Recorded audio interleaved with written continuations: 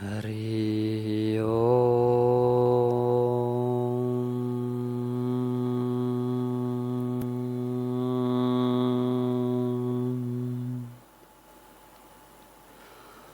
ओम श्री सद्गुरु परमात्मने नमः। श्री योग वशिष्ठ महारामायण स्थिति प्रकरण 20वां सर्ग। श्री वशिष्ठ जी बोले, हे राम जी, यह मैंने तुमको मन का रूप निरूपण करके दिखाया है और अवस्थाओं का निरूपण भी इसी निमित्त किया है और प्रयोजन कुछ नहीं। इससे जैसा निश्चय चित्त में होता है तैसा ही भासता है। जैसे अग्नि में लोहा डालिए तो अग्नि रूप हो जाता है, तैसे ही मन जिस पदार्थ से लगता है उसी का रूप हो जाता है। भाव अभाव ग्रहण त्याग सब मन ही से होते हैं। ना कोई सत है ना असत है। केवल मन की चपलता से सब फूरते हैं। मन के मोह से ही जगत भासता है और मन के नष्ट होने से नष्ट हो जाता है। जो मलिन मन है सो अपने फूरने से जगत रचता है। यह मन ही पुरुष है। इसको तुम अशुभ मार्ग में ना लगाना। जब मन को जीतोगे तब सब जगत में तुम्हारी जय होगी। मन के जीते से सब जगत जीता जाता है और तब बड़ी विभूति प्राप्त होती है। जो शरीर का नाम पुरुष होता तो शुक्र का शरीर पड़ा था, वह दूसरा शरीर ना रचता, पर उसका शरीर तो वहां पड़ा रहा और मन अन्य शरीर को रचता फिरा। इससे शरीर का नाम पुरुष नहीं, मन ही का नाम पुरुष है। शरीर चित्त का किया होता है, शरीर का किया चित्त नहीं होता। जिस और चित्त जा लगता है उसी पदार्थ की प्राप्ति होती है, इसमें संशय नहीं। इससे यह अति तुच्छ पद है। आत्मसत्ता का चित्त में सदा अभ्यास करो और भ्रम को त्याग दो। जब मन दृश्य की ओर संसरता है तब अनेक जन्म के दुखों को प्राप्त होता है और जब आत्मा की ओर इसका प्रभाव होता है तब परम पद को प्राप्त होता है। इससे दृश्य ब्रह्म को त्याग के आत्म पद में स्थिति करो। राम जी ने पूछा, हे भगवान, सर्व धर्मों के बेता, जैसे समुद्र में तरंग उपज के फैल जाता है तैसे ही मेरे हृदय में एक बड़ा संशय उत्पन्न होकर फैल गया है कि देश काल और वस्तु के परिच्छेद से रहित नित्य निर्मल विस्तृत और निराम में आत्मसत्ता में मलिन संबित मन नामक कहाँ से आया और कैसे स्थित हुआ। जिससे भिन्न कुछ वस्तु नहीं है और न आगे होगी, उसमें कलंकता कहाँ से आई। वशिष्ठ जी बोले, हे राम जी, तुमने भला प्रश्न किया। अब तुम्हारी बुद्धि मोक्ष भागी हुई है। जैसे नंदन बन के कल्प वृक्ष में कल्प मंजरी लगती है तैसे ही तुम्हारी बुद्धि पूर्व अपर के विचार से जागी है। अब तुम उस पद को प्राप्त होंगे जिस पद को शुक्र आदि प्राप्त हुए हैं। तुम्हारे इस प्रश्न का उत्तर मैं सिद्धांत काल में दूंगा और उस काल में तुमको आत्म पद हस्तामलकवत भासेगा। हे राम जी, सिद्धांत का प्रश्नोत्तर सिद्धांत काल में सोहता है और जिज्ञासु का प्रश्नोत्तर जिज्ञासु काल में सोहता है। जैसे वर्षा काल में मोर की वाणी शोभती है और शरद काल में हंस की वाणी शोभती है, और जैसे वर्षा काल के नष्ट हुए स्वाभाविक ही आकाश की नीलता भासती है और वर्षा काल में मेघ की घटा शोभती है, तैसे ही प्रश्नोत्तर भी है। जैसा समय हो तैसा ही शोभता है। हे राम जी, मैं तुमको मन का स्वरूप अनेक प्रकार के दृष्टांतों और युक्तियों से कहूंगा, और जिस प्रकार यह निवृत्त होता है वह भी क्रम से बहुत प्रकार कहूंगा।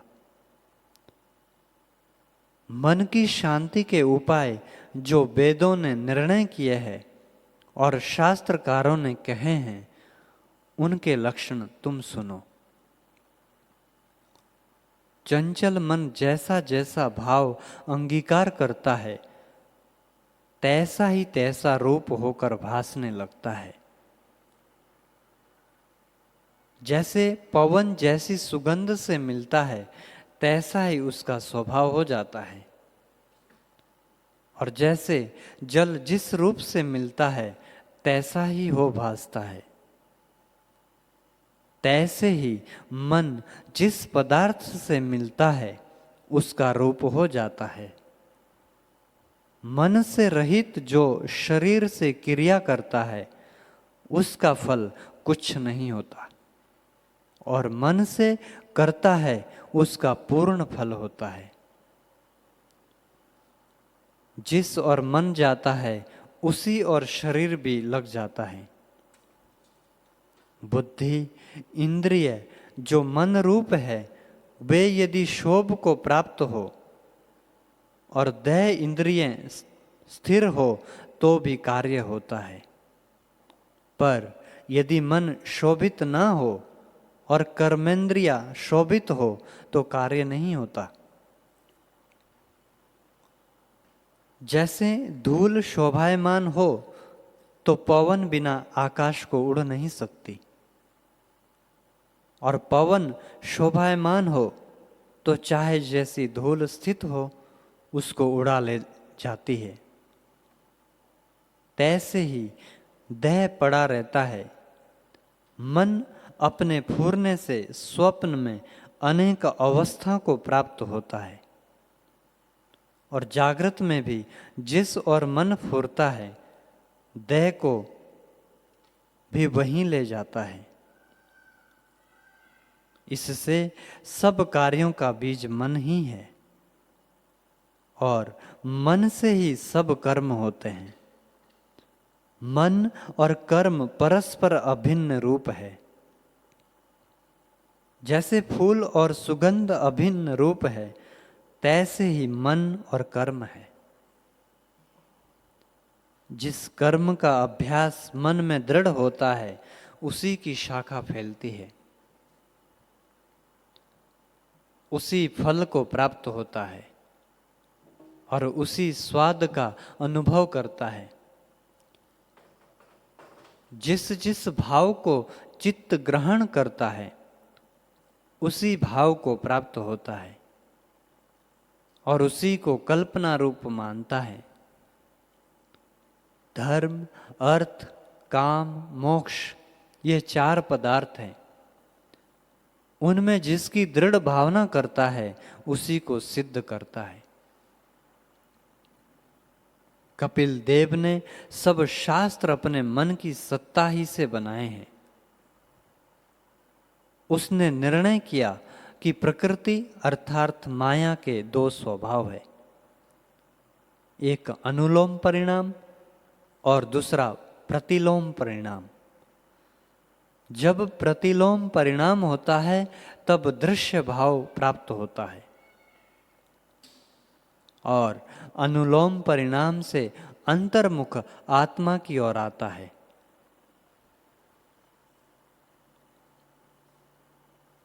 आत्मा शुद्ध रूप है, इससे आत्मा की ओर अनुलोम परिणाम ही मोक्ष का कारण है और कोई उपाय नहीं। वेदांतवादियों ने यह निश्चय किया है कि यह सर्व ब्रह्म ही है। शम दम आदि से जब मन संपन्न होता है तब यह निश्चय होता है कि सर्व ब्रह्म है। उनके चित्त में यही निश्चय है। ब्रह्म ज्ञान के सिवाय और किसी यत्न से मोक्ष नहीं होता। विज्ञानवादी कहते हैं कि जब तक बुद्धि फुरती है तब तक संसार है और जब यह अपने स्वभाव में फुरती है तब उस काल में स्वरूप में स्थिति होती है। जब वह काल आवेगा तब मोक्ष की प्राप्ति होगी। अरहंत जी जो बड़े हैं उनको अपने निश्चय अनुसार भासता है। मीमांसा, पातंजल, वैशेषिक और न्याय आदि शास्त्रकार अपनी अपनी बुद्धि से जैसा जैसा निश्चय धरते हैं तैसा ही तैसा उनको भासता है। स्वरूप में ना कोई मत है और ना शास्त्र है। इसका कारण मन है। मन को ही अंगीकार करके सब मत डूबे हैं। ना नींबू कड़वा है, ना मधु मीठा है, ना अग्नि उष्ण है, ना चंद्रमा शीतल है। जैसा जैसा जिसके मन में निश्चय होता है तैसा ही तैसा उसको भासता है। किसी को नीम प्यारी होती है और मधु कटु लगता है। नींब के कीट को मधु नहीं रुचता तो क्या मधु कटुक हो गया? विरहिणी स्त्री को चंद्रमा अग्निवत भासता है और चकोर अग्नि को भक्षण कर लेता है। निदान जैसी जैसी भावना पदार्थ में होती है तैसा ही तैसा भासता है। सब जगत भावना मात्र है। जिस पुरुष को दृश्य में भावना है वह अनेक दुख और भ्रम देखता है और जिसको शम दम आदि साधन से अकृत्रिम पद की प्राप्ति होती है और मन तदाकार हुआ है वह शांतिमान होता है। दूसरा उस सुख को नहीं प्राप्त होता है। हे राम जी, यह जगत दृश्य तुम्हारे मन के स्मरण में स्थित हुआ है तो तुच्छ रूप है। इसको मन से त्याग करो। ये सुख दुख आदि महाभ्रम देने वाले हैं और यह संसार अपवित्र और असत तथा मोहरूप महाभय का कारण है। आभास माया मात्र और अविद्या रूप है। इसकी भावना भय का कारण है। जब जगत के साथ संबित की तन्मयता होती है तब उसका नाम कर्म बुद्धीश्वर कहते हैं। जब दृष्टा को दृश्य से संयोग होता है तब बड़े मोह को प्राप्त होता है। दृश्य से मिलके भ्रम अनात्म में आत्म अभिमान करता है और दय आदिक को अपना आप जानता है। संसार रूप मद से जीव उन्मत्त हो जाता है और स्वरूप की संभाल इसको नहीं रहती। इसी का नाम अविद्या बुद्धिश्वर कहते हैं। जो दृश्य से मिला है उसका कल्याण नहीं होता, और जिसके आगे मन का पटल है उसको स्वरूप का भान नहीं होता।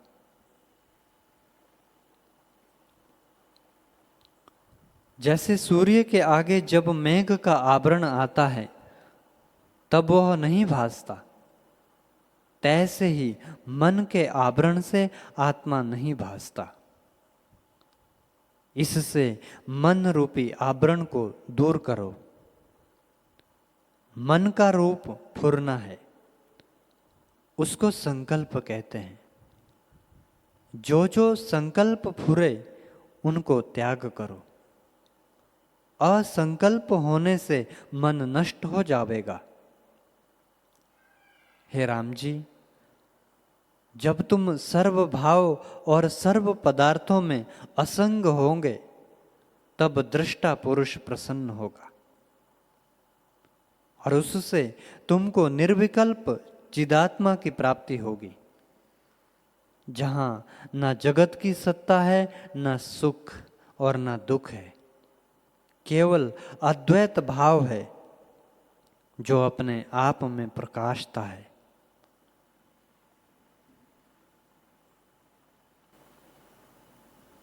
हरि